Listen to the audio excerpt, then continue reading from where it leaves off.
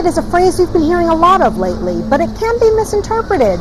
So we hooked up with our friends from California Walnuts to get the skinny on what that really means. You know, a plant-based diet scares people. Yeah. They're like, oh my gosh, I can't eat any animal protein anymore. And that is not what it means. A plant-based diet means that you're adding more nuts, fruits, and vegetables and plant-based foods. It's that simple. Well, since I have you for a little while, can we walk around and just maybe pick out just a handful of the things that you should always have on your plant-based diet shopping list?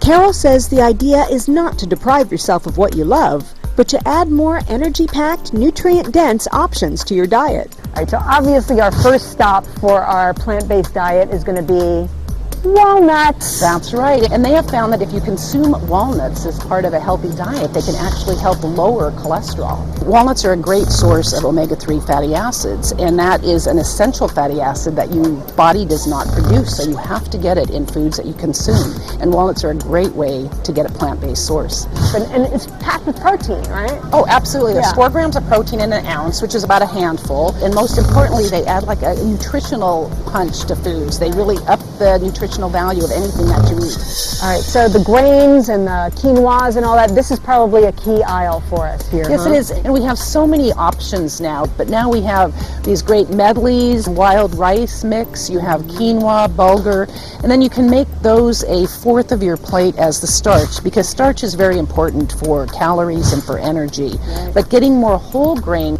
sources of carbohydrates is a much better way to go. If you are cutting back on meat, you'll want to add protein replacements like beans, cheese, and other dairy.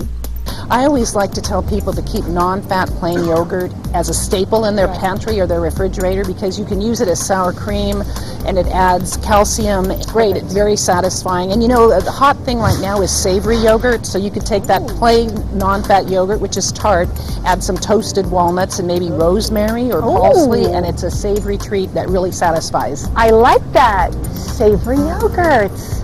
That is awesome. For tools to help you incorporate a plant-based diet and hundreds of mouth-watering walnut recipes, check out walnuts.org.